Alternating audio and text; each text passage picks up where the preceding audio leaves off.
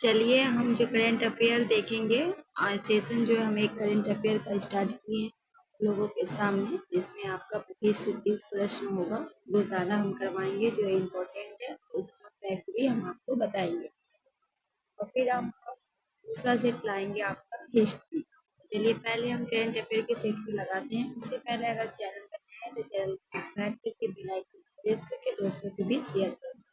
ये आपके यूपीएससी परीक्षा के लिए 70वीं जो आपका होगा, या फिर बीपीएससी चिड़िया टूर के लिए भी लगा सकते हैं। तो पहला क्वेश्चन है, अंतर्राष्ट्रीय खगोलीय संघ AIAU ने किस ग्रह पर खोजे गए दो नए गड्ढों क्रेटर का नाम उत्तर प्रदेश और बिहार के दो छोटे शहरों के नाम रखने की मंजूरी दी है?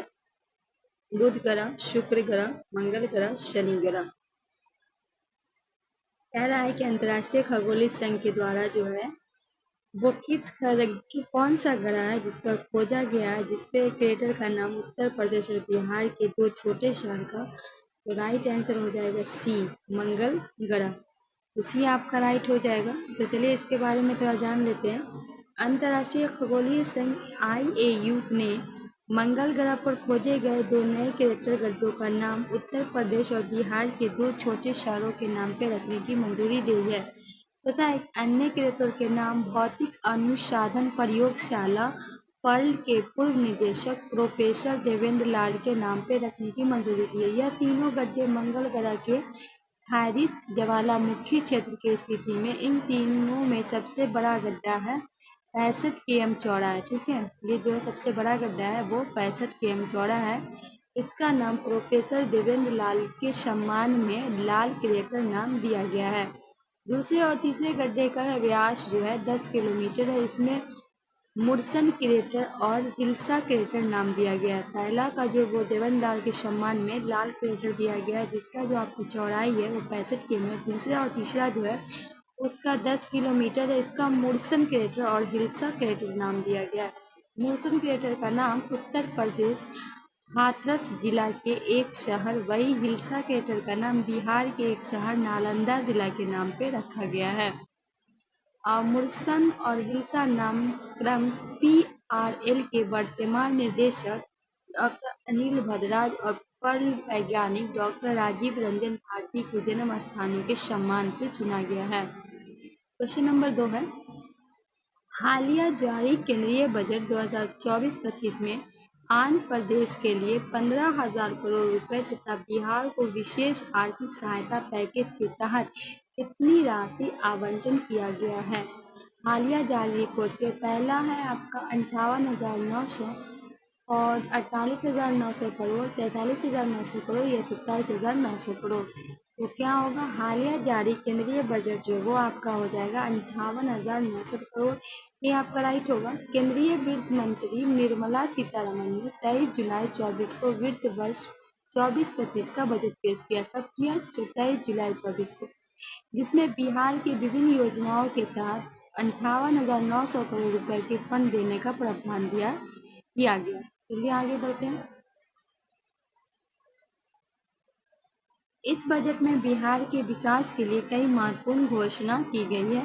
कौन कौन घोषणा है? बिहार में धार्मिक पर्यटनों को बढ़ावा देने के लिए गया जिले में विष्णुपद मंदिर और बोध गया में महाबोधि मंदिर, काशी विश्वनाथ मंदिर के तट पे भव्य कॉरिडोर बनाया जाएगा। राजगीर में जैन तीर्थ स्थल का भी विकास किया जाएगा। नालंदा को एक प्रमुख पर्यटन केंद्र बनाने के लिए केंद्र सरकार बिहार को पूरा सहयोग देगी।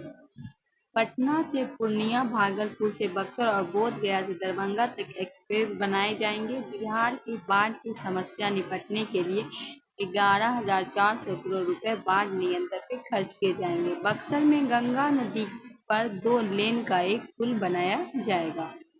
नेक्स्ट है क्वेश्चन नंबर 3 है, नीति आयोग द्वारा हालिया जारी STP sustainable development gross India index 2023-24 संदर्भ में कौन सा कथन सत्य है? पहला है बिहार शीर्ष पे है, दिल्ली शीर्ष पे है, गोवा शीर्ष पे, बिहार सबसे अंतिम पे है। नीति आयोग द्वारा ये हालिया जारी एसडीजी पे जो है बिहार सबसे अंतिम पे है। ये आपका राइट है, डी आपका राइट होगा। नीति आयोग ने हाल में 12 जुलाई 24 को एसडीपी इंडिया इंडेक्स 23-24 में टिकाऊ विकास सूचकांक जारी किया है। यह इंडेक्स सामाजिक, आर्थिक और पर्यावरणीय मानकों विकास का मूल्यांकन करता है। इसमें टिकाऊ विकास लक्ष्य एसडीजी को हासिल करने के राज्य और केंद्र शासित प्रदेश को प्रदर्शन का आकलन किया गया। सूचकांक में प्रत्येक राज्य और केंद्र शासित प्रदेश में 16 सतत विकास लक्ष्य एसडीजी का लक्ष्यवार अंक गणना की जाती है। इस रिपोर्ट के अनुसार भारत में एसडीजी स्कोर 66 अंक से बढ़ से 2023-24 में 71 अंक हो गया। इस नवीनतम रिपोर्ट के अनुसार केरल और उत्तराखंड में 79 अंकों के साथ शीर्ष पे, फिर तमिलनाडु और गोवा से, और जबकि बिहार जो है वो 100 में से महज 57 अंक के साथ सबसे पिछड़ा पे था। मतलब जो आपका देखिए 71 अंक में जो 66 अंक बढ़ गया इसका, ठीक है, तो भारत क्या, और 71 अंक हो गया। पहले कितना था, 76 था। इस नवीनतम रिपोर्ट के अंदर केरल और तमिलनाडु कितना पे, 79 पे, ठीक है, ये आपका शीर्ष पे। फिर तमिलनाडु और गोवा की बात करें तो वो आपका, जबकि इसके बाद है तमिलनाडु और गोवा, और जबकि बिहार की हम बात करें तो 100 नंबर में 100 में सिर्फ 57 अंक के साथ ये सबसे पिछड़ा है, मतलब अंतिम पे। क्वेश्चन नंबर 4 है, निम्नलिखित में कौन हाल में बिहार व भारत के पहले ट्रांसजेंडर ट्रांस वुमेन दारोगा बनी है? मानवी मधु कश्यप, मीना सिंह, मोनिका दास, रेशमा प्रसाद।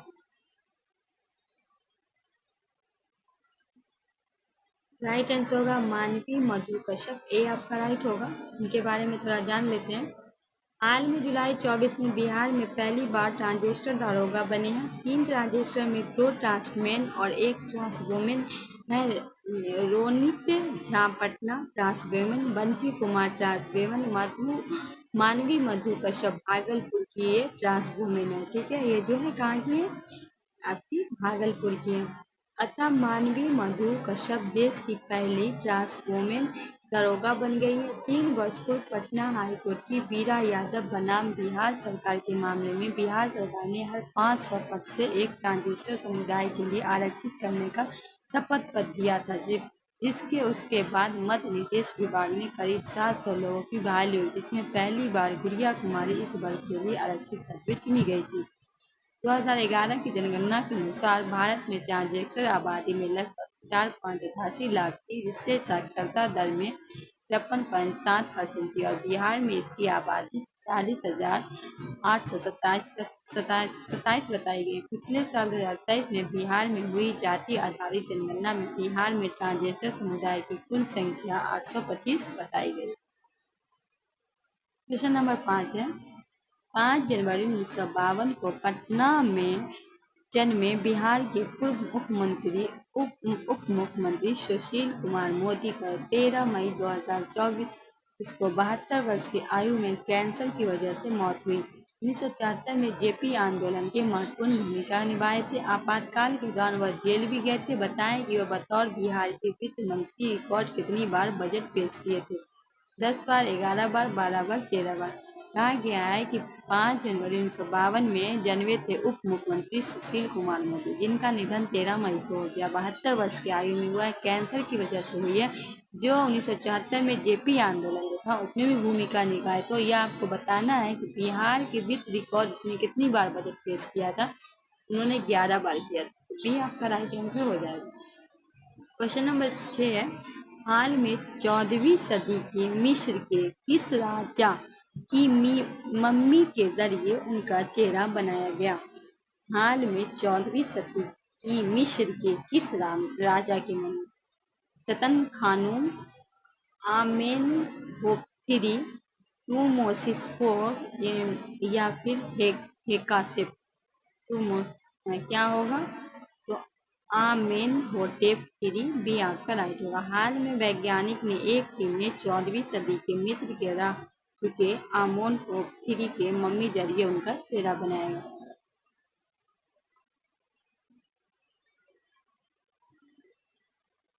आमेनहोटोप III इस मम्मी को 1881 में खोजा था, जिसकी ऊंचाई लगभग 156 सेमी 5 फीट 1 इंच थी। और उसके बाद है आमेनहोप मिस्र के राजा तुतुनखामुन दादा थे, जो मिस्र के 18वें राजवंश में हिस्सा थे। वे 14वीं शताब्दी में बेहद शक्तिशाली थे। मिस्र में उन्हें भगवान की तरह पूजा जाता था। वैज्ञानिक के अनुसार पिछले 3400 साल में यह पहली बार है जब दुनिया में अब तक सबसे अमीर शख्स आमेनहोप III का चेहरा उनके मम्मी से रिक्रिएट किया गया है।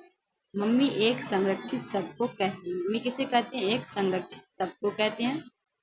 प्रश्न नंबर 7 है, इसरो का सूर्ययान आदित्य L1 स्पेसक्राफ्ट हाल में सूरज से आने वाली सौर लहरों और कैप्चर किया गया बताने का मिशन आदित्य L1 कब लॉन्च किया गया? कहा गया है कि इसरो के द्वारा सूर्ययान आदित्य L1 जो है वो हाल में सूरज को आने वाली सौर लहरों में कैप्चर किया है। आपको बताना है कि ये आदित्य L1 जो लॉन्च कर दिया गया 2 सितंबर 2023, 23 अगस्त 23, 14 जुलाई 23 या 12 दिसंबर 23। 2 सितंबर 23 ये आपका राइट आंसर है। आदित्य L1 इसरो का यह पहला सूर्य मिशन है। यह सूर्य के अध्ययन के लिए इसरो द्वारा 2 सितंबर 23 को लॉन्च किया गया था। वर्तमान में यह पृथ्वी से लगभग 1.5 मिलियन किमी दूर है। हाल में आदित्य L1 ने सूर्य पर सबसे बड़े तूफान को कैद किया, जिसे यह खबरे में है। ठीक है। क्वेश्चन नंबर 8 है, किस देश ने 11 मई 2024 को पाकिस्तान को हराकर 30वीं सुल्तान अजलान शाह ट्रॉफी अपने नाम किया है? चीन, जापान, भारत, इंडोनेशिया। किस देश ने 11 मई 24 को, तब भी हो जाएगा जापान।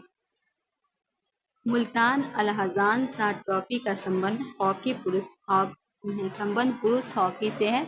इससे 30वां संस्करण हाल में 4 से 11 मई 24 तक मलेशिया के इपोह शहर में अजलान शाह स्टेडियम में आयोजित किया गया था। फाइनल मुकाबले में जापान पाकिस्तान को 4.1 से हराकर अपना मुकाबला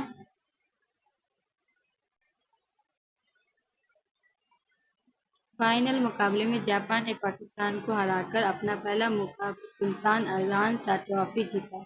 इस बार भारतीय टीम ने टूर्नामेंट में भाग नहीं लिया। भारत अब तक 1985, 1991, 1995, 2009, 2010 में अर्थात कुल 5 बार सुल्तान अजलान ट्रॉफी जीता है। ऑस्ट्रेलिया सर्वाधिक 10 बार यह प्रतियोगिता जीती है। अजलान शाह कप शुरुआत 1983 में द्विवार्षिक प्रतियोगिता के रूप में हुई। इसका नाम राजा तनु अजलान शाह कप था।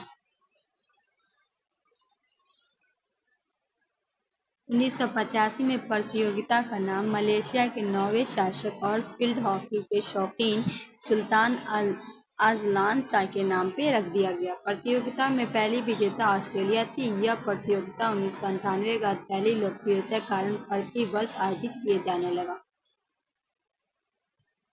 प्रधानमंत्री के आर्थिक सलाहकार परिषद द्वारा हालिया जारी एक रिपोर्ट आधारित 2050 से 15 तक अनुसार कौन सा कथन सत्य है? पहला है, हिंदू आबादी 17.82 वृद्धि, मुस्लिम आबादी में 43.15 वृद्धि, ईसाई आबादी में 5.38 की वृद्धि, सिख आबादी में, तो इसमें हो जाएगा मुस्लिम आबादी में 43.15% की आबादी भी आपका राइट आंसर हो जाएगा।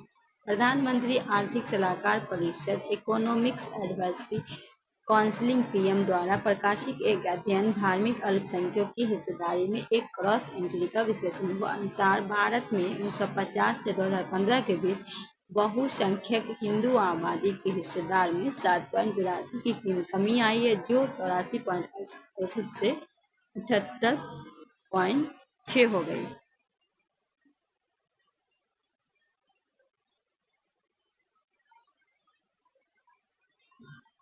मुस्लिम आबादी इसकी हिस्सेदारी में 43.15 की वृद्धि हुई, जो 9.84 से बढ़कर 14.9 हो गई। ईसाई आबादी इसकी हिस्सेदारी 5.38 की वृद्धि में आई थी, जो 2.24 से बढ़कर 2.36 हो गया। सिख आबादी इसकी हिस्सेदारी में 6.58 की वृद्धि आई थी, जो 1.24 से बढ़कर 1.85 हो गया। इसके अतिरिक्त बिहार में भूमि से शुरू हो दो धर्म बौद्ध आबादी की हिस्सेदारी 0.05 से बढ़कर 0.81 की और जैन आबादी 0.45 से घटकर 0.36 हो गई। भारत में पारसी आबादी की हिस्सेदारी 85% से भारी गिरावट देखी गई, जो 1950 से 0.03 से घटकर 0.0004 हो गई। क्वेश्चन नंबर 10 है, हाल में भारत ने किस देश के चाबहार में शाहिद बहेत्सी बंदरगाह का संचालन के लिए 10 वर्ष की अवधि संचालन में समझौते पर हस्ताक्षर किया? Israel, America, Iran, Uzbekistan. क्या होगा राइट आंसर? राइट आंसर हो जाएगा सी, ईरान। क्वेश्चन नंबर 11, हालिया जारी एक रिपोर्ट के अनुसार कौन सा देश विश्व में सर्वाधिक प्रति व्यक्ति जीडीपी वाला देश बना है? लग्जमबर्ग, आयरलैंड, सिंगापुर, चीन। हालिया में एक रिपोर्ट में कौन सा देश विश्व में सर्वाधिक प्रति व्यक्ति जीडीपी वाला देश बन गया है? हो जाएगा लग्जमबर्ग। ये आपका राइट आंसर हो जाएगा। हाल में जीडीपी पर कैपिटा के मामले में दुनिया का शीर्ष अर्थव्यवस्था की सूची जारी किया गई। इस सूची के अनुसार लग्जमबर्ग पहले नंबर पे, आयरलैंड दूसरे पर, सिंगापुर तीसरे पर, 10वें नंबर पे संयुक्त राज्य अमेरिका। भारत में कुछ जो वर्तमान दुनिया में 5वीं सबसे बड़ी अर्थव्यवस्था, भारत क्या है? 5वीं है। पीपीपी के मामले में प्रति व्यक्ति उसका जीडीपी वाले देशों की सूची 129 स्थान पे है। दुनिया की 5 सबसे बड़ी अर्थव्यवस्था है अमेरिका, चीन, जर्मनी, जापान और Bharat. PPP pursuing power parity. Question number 12 है, हालिया जारी हेनले पासपोर्ट इंडेक्स के अनुसार देश और रैंकिंग में कौन सा मिलान निम्नलिखित में सत्य है? जापान शीर्ष पे, भारत 82 पे, सिंगापुर द्वितीय, अफगानिस्तान 98 पे है। हालिया जारी हेनले पासपोर्ट पे जो है वो अपना प्यारा भारत कितने नंबर पे? 82 पे, तो बी आपका राइट है। हाल में हेनले पासपोर्ट द्वारा जारी दुनिया में सबसे शक्तिशाली पासपोर्ट की सूची में सिंगापुर का पहला स्थान मिला। दूसरे स्थान पर Japan, Italy, Germany, Spain, France 192 देशों पर वीजा फ्री एंट्री। तीसरे स्थान पर दक्षिण Korea, Sweden, Australia, Finland, Ireland, Luxembourg, Netherland 191 देशों में वीजा फ्री। 2024 में इस सूचांक में 199 देशों में भारतीय पासपोर्ट 82वें स्थान हासिल किया, जो कि साल 2023 में 84वें स्थान पे था। 24 में जो ये कितने पे? 82 में, 23 में ये 84। भारतीय पासपोर्ट धारक अब बिना किसी वीजा की आवश्यकता से 58 देशों की यात्रा कर सकते हैं। अफगानिस्तान का पासपोर्ट इस सूची में 26 देशों को फ्री वीजा एंट्री के साथ 103 सबसे अंतिम है। पाकिस्तान 100वें तथा 33 देशों को फ्री वीजा एंट्री के साथ चौथा सबसे कमजोर पासपोर्ट किसका है? Pakistan. Question number 13, Paris Olympic 24 का उद्घाटन समारोह में भारत का ध्वजवाहक कौन थे? पीवी संधू, अजंता शरत-कमल, विनेश फोगाट। उपयुक्त से 1 से ए बी दोनों। ए और बी, पीवी संधू भी थे, अजंता शरत-कमल भी थे, तो डी आपका राइट होगा। 2 बार ओलंपिक पदक विजेता पीवी संधू और शीर्ष टेबल टेनिस खिलाड़ी अजंता शरत-कमल पेरिस ओलंपिक 24 का उद्घाटन समारोह के दौरान भारत के ध्वज थे। 2020 में अंतर्राष्ट्रीय ओलंपिक समिति लोग अपने प्रोटोकॉल का उद्गम अपडेट करते हुए एक महिला और एक पुरुष एथलीट के ग्रीष्मकालीन खेलों का उद्घाटन समारोह के दौरान संयुक्त रूप से ध्वज धारण करने की अनुमति दी थी। 2024 पेरिस ओलंपिक खेलों में आयोजन 26 जुलाई 11 अगस्त तक 24 तक किया गया। भारत ने 6 पदक जीतकर 71वें स्थान हासिल किया। इन 6 पदकों में 1 सिल्वर और 5 ब्रॉन्ज शामिल है। पेरिस ओलंपिक 2024 का शुभारंकर ओलंपिक फ्रीज। इसके पिछले संस्करण में टोक्यो ओलंपिक 23 जुलाई 8 अगस्त 21 तक भारत ने 1 स्वर्ण पदक, 2 रजत और 4 कांस्य के साथ 7 पदक जीते थे, जो अब तक किसी भी ओलंपिक खेलों में भारत की ओर से सर्वाधिक पदक और पदक तालिका में 48वें स्थान हासिल किया था। अभी कितने जीते हैं टोटल? 6, 1 आपका सिल्वर और 5 ब्रॉन्ज। क्वेश्चन नंबर 14, निम्नलिखित में कौन हाल में यूनाइटेड किंगडम की पहली महिला वित्त मंत्री बनी है? Angela Rayner, Rachel Reeves, Kamala Harris, Salima Tete.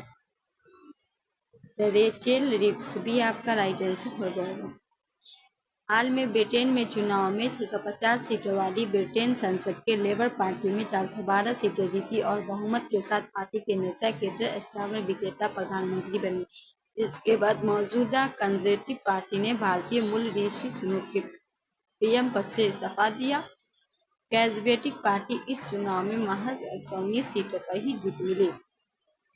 Britain ने नई सरकार को एंजेला रेगर के उप प्रधानमंत्री बनाया था। यह ब्रिटेन के इतिहास की दूसरी बार जब कई महिला उप प्रधानमंत्री नियुक्त हुई। इसके अतिरिक्त रेचेल रीव्स यूनाइटेड किंगडम की पहली महिला वित्त मंत्री बनी। इस बार कैबिनेट में 25 मंत्रियों में रिकॉर्ड में 11 महिलाएं शामिल हैं।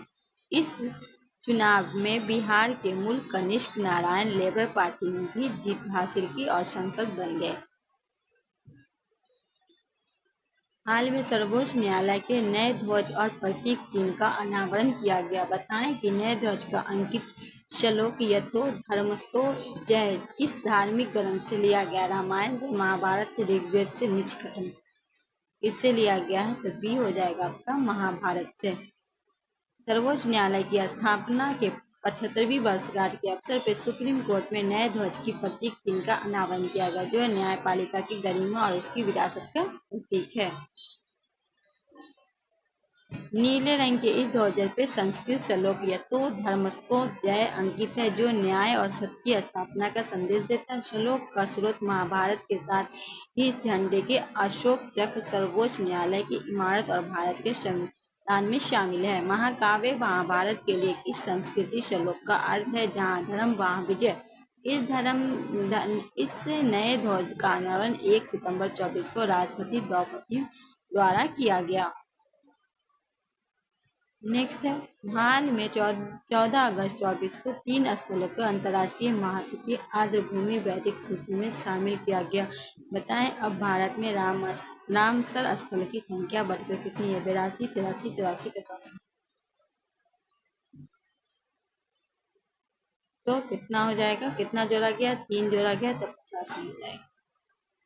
तो डी आपका राइट आंसर हो जाएगा। 78वें स्वतंत्रता दिवस के पूर्व संध्या पे केंद्रीय पर्यावरण मंत्री भूपेंद्र यादव ने 3 नई रामसर की घोषणा की। इनमें तमिलनाडु नजरायन और काजूवेली पक्षी अभ्यारण्य और मध्य प्रदेश का तवा जलाशय शामिल है। इसके साथ अब भारत में रामसर साइट की कुल संख्या 85 हो गई है। हाल में 5 जून को विश्व पर्यावरण दिवस के अवसर पर बिहार के 2 स्थलों पे नागी और नटकी अभ्यारण्य का रामसर कनेक्शन के तहत अंतर्राष्ट्रीय महत्व दी गई आर्द्रभूमि वैश्विक सूची में जोड़ा गया था। हालांकि बेगूसराय जिले के सिर्फ कांवर झील ने अब तक बिहार की पहली एकमात्र रामसर साइट नवंबर 2020 को मान्यता मिली, लेकिन अब बिहार में इसकी संख्या 3 हो गई है। पहले 1 थी, अब 3 हो गई। रामसर में आर्द्रभूमि साइट में दरअसल 2 फरवरी 1971 में रामसर ईरान और यूनेस्को द्वारा हस्ताक्षरित एक अंतर्राष्ट्रीय पर्यावरण संधि है। इसमें शामिल वेटलैंड्स को अंतर्राष्ट्रीय स्तर पर सहयोग प्रदान किया जाता है।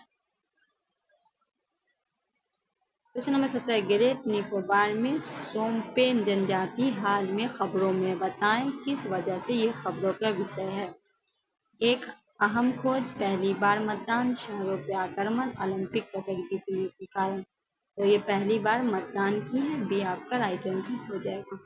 ग्रेट निकोबार में उष्णकटिबंधीय वर्षा वनों में रहने वाले जनजातीय समूह ने एक सेम्पो के सदस्य 22 अप्रैल 24 को लोकसभा चुनाव का मतदान किया है। आंकड़ों के अनुसार सेम्पो जनजाति कुल 7 सदस्य ने अंडमान और निकोबार लोकसभा क्षेत्र में मतदान किया।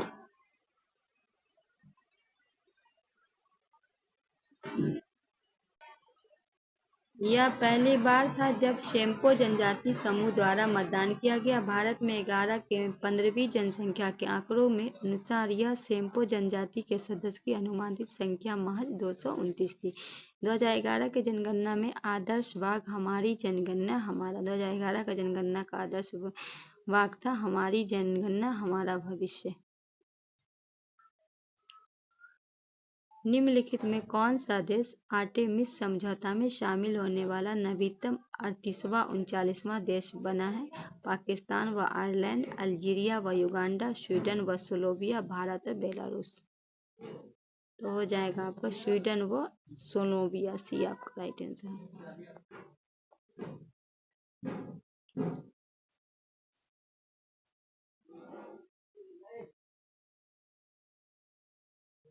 निम्नलिखित में किस विषय थीम के साथ हाल में 22 अप्रैल 24 को विश्व पृथ्वी दिवस मनाया गया? Plant vs plastic, invest in our planet only one earth rate your earth. Plant vs plastic आपका राइट आंसर हो जाएगा। प्रत्येक वर्ष 22 अप्रैल को पृथ्वी दिवस के रूप में मनाया जाता है। इसका उद्देश्य पृथ्वी को बचाना, इसका वातावरण संरक्षित के लिए लोगों को जागरूक करना। इस दिन मनाए गए शुरुआत अमेरिकी सीनेटर जेराल्ड नेशनल ने 22 अप्रैल 1970 को किया था। चलिए आगे बढ़ते हैं। 2023 का थीम था इन्वेस्ट इन और प्लांट, हमारे ग्रह में निवेश करें। निम्नलिखित में किस देश के मोहम्मद सलीम ने हाल में world press photo of the year 24 का पुरस्कार जीता? इसराइल, यूक्रेन, नाइजीरिया, फिलिस्तीन। मिट्टी हो गया मिट्टी हो गया तो क्या हो जाएगा आपका? फिलिस्तीन के हैं ये, डी आपका राइट आंसर हो जाएगा। फिलिस्तीन के मोहम्मद सलीम ने हाल में world press photo of the year से जीता है। इसकी प्रतियोगिता 130 देशों में करीब 4000 फोटोग्राफर ने 61,000 तस्वीर भेजा था। इसमें मोहम्मद सलीम की तस्वीर, जिसमें एक 36 वर्षीय फिलिस्तीन महिला इनास अबू ममार एक बच्ची भतीजी का कफन से लिपटा हुआ शव हाथ में लिए हुई और विजेता चुना गया। यह तस्वीर हमास फिलिस्तीन के इसराइल युद्ध के दौरान 17 अक्टूबर 2023 को गाजा के खान यूनिस शहर में ली गई थी। पिछले साल यह पुरस्कार यूक्रेन के एनवगी मालोलेटका ने अपने नाम किया था। क्वेश्चन नंबर 21 है, हाल में 1 अप्रैल 24 को किस देश ने भारतीय पर्यटकों के लिए ई वीजा प्रणाली शुरू किया है? चीन, जापान, म्यांमार या मालदीव। ये किया गया है, बी होगा जापान। जापान ने भारतीय पर्यटकों के लिए ई वीजा प्रणाली शुरू किया जो 1 अप्रैल 24 से प्रभावी था। यह अल्पकालिक वीजा जापान में अधिकतम 90 दिनों तक रहने की अनुमति दी है। कितने दिन के लिए? 90 दिन। जापानी वास्तुकार रिकेन यामामोटो को प्रित्जर आर्किटेक्चर पुरस्कार 24 से सम्मानित किया गया। वर्ष 2018 में यह पुरस्कार जीतने वाले पहले एक भारतीय दिव्यांग बालाकृष्ण दोषी हैं। पिछले साल 2023 में अमेरिका के डेविड चिपरफील्ड को दिया गया था। अमेरिका, रूस, चीन एवं भारत के बाद Japan moon mission spice launch कर 6 सितंबर 23 19 जनवरी 24 के बाद चांद के सतह पर सफलतापूर्वक उतारने वाला 5वां देश कौन बना है? भारत। पहला है अमेरिका, फिर रूस, चीन एवं भारत। 5वां हो गया जापान। हालांकि इसमें लगे लैंडर का नाम slim smart lander for investing moon है। क्वेश्चन नंबर 22 है, किस भारतीय प्रौद्योगिक संस्थान ने हाल में कैंसर के लिए भारत की पहली घरेलू जीन थेरेपी लॉन्च किया? IIT Delhi, IIT Roorkee, IIT Kharagpur, IIT Bombay. तो डी हो जाएगा आईआईटी बॉम्बे। क्वेश्चन नंबर 23 है, सुप्रीम कोर्ट के संविधान अनुच्छेद 370 में निरस्त करने के फैसले से बरकरार रखा अनुच्छेद 370 का कब निरस्त किया गया था? 5 अगस्त 1920, 6 अगस्त 1920, 6 अगस्त 1919, 5 अगस्त 1920। तो राइट आंसर हो जाएगा 5 अगस्त 1919। ये आपका राइट आंसर हो जाएगा। क्वेश्चन नंबर 24 है, हाल में जारी एक सर्वे रिपोर्ट के अनुसार भारत के राज्यों के मुख्यमंत्री के लोकप्रियता रेटिंग में कौन से स्थान पे? नवीन पटनागर, नीतीश कुमार, योगी आदित्यनाथ, हेमंत बिस्वा शर्मा। तो ये जो है आपका हो जाएंगे, मतलब भारत के राज्यों में मुख्यमंत्री के लोकप्रिय कहाँ है? ये नवीन पटनागर। ये आपका राइट आंसर हो जाएगा।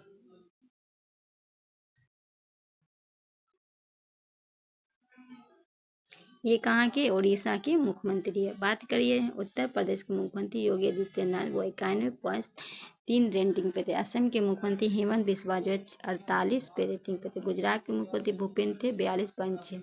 त्रिपुरा के डॉक्टर मानिक शाह थे 41.4 के रेटिंग पे। ठीक है। क्वेश्चन नंबर 25 है, हाल में केंद्रीय जल शक्ति मंत्री गजेंद्र सिंह शेखावत ने किस भारतीय शहर को जल योद्धा पुरस्कार वाटर वॉलर अवार्ड से सम्मानित किया गया? इंदौर, मैसूर, नोएडा, उदयपुर। सी हो जाएगा आपका नोएडा। क्वेश्चन नंबर 26 है, निम्नलिखित में किनके द्वारा हाल में the India economy a review नामक रिपोर्ट जारी किया? निर्मला सीतारमन, अमित शाह, बी आनंद नागेश्वर, नरेंद्र मोदी। बी आनंद नागेश्वरन। सी आपका राइट आंसर हो जाएगा। क्वेश्चन नंबर 27, 75वें गणतंत्र दिवस 24 के अवसर पर कर्तव्य पथ पर निकली गई झांकी में किस विभाग की झांकी को प्रथम स्थान? गृह मंत्रालय, शिक्षा मंत्रालय, संस्कृति मंत्रालय, विदेश मंत्रालय। तो सी हो जाएगा आपका संस्कृति मंत्रालय।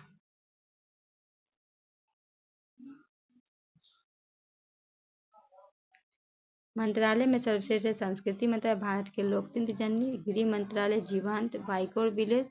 राज्यों में सर्वश्रेष्ठ झांकी में जजों के अनुसार पैनल कैटेगरी में ओडिशा विकसित भारत की महिला शक्तिकरण, गुजरात में धोरो पर्यटन गांव, तमिलनाडु प्राचीन तमिलनाडु कूदो वाली प्रणाली लोकतंत्र जननी। राज्य में सर्वश्रेष्ठ झांकी में जनता के अनुसार अगर है तो गुजरात, दूसरे पर उत्तर प्रदेश, तीसरे में आंध्र प्रदेश।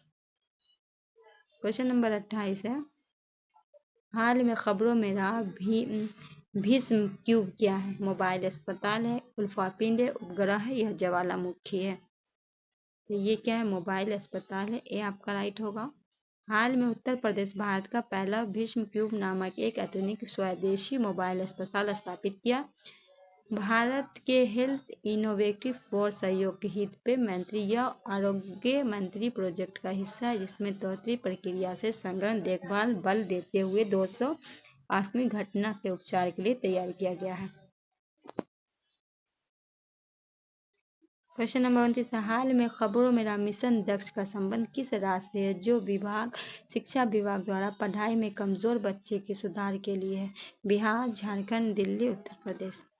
ये हो जाएगा अपना बिहार, ये आपका राइट आंसर हो जाएगा। क्वेश्चन नंबर 30 है, केंद्रीय स्वास्थ्य मंत्रालय ने 27 मार्च 24 को जारी भारत टीबी रिपोर्ट 24 के अनुसार 2015 के बाद टीबी की घटनाओं में कितने % कमी आई? 12, 14, 16, 18। कितने % कमी आई है? तो आई है 16%। सी आपका राइट आंसर हो जाएगा।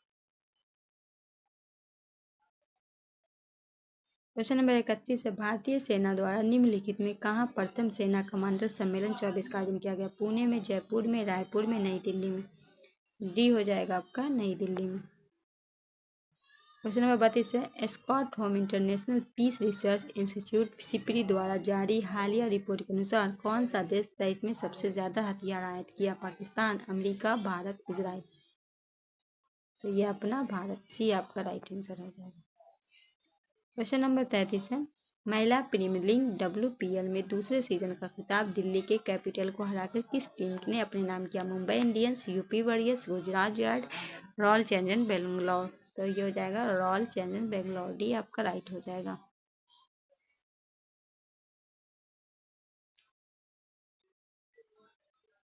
क्वेश्चन नंबर 34 है, निम्नलिखित में किन्हें हाल में प्रित्जर ऑर्केस्ट्रा पुरस्कार 24 का विजेता घोषित किया गया? जुबा Rahmani, David Willey, RIKEN यामोटो, Anant Ambani.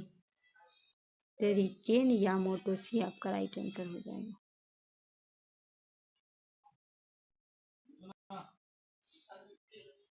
किस देश ने हाल में ईरान में इमेजिंग उपग्रह पार्स 1 का सफलतापूर्वक अंतरिक्ष में भेजा? रूस, बेलारूस, इजराइल, भारत। तो रूस के द्वारा 29 फरवरी 24 को ईरान के इमेजिंग उपग्रह पार्स 1 का सफलतापूर्वक अंतरिक्ष में भेजा गया। ये आपका राइट आंसर हो जाएगा। दोस्तों ये रहा आपका टोटल 35 क्वेश्चन।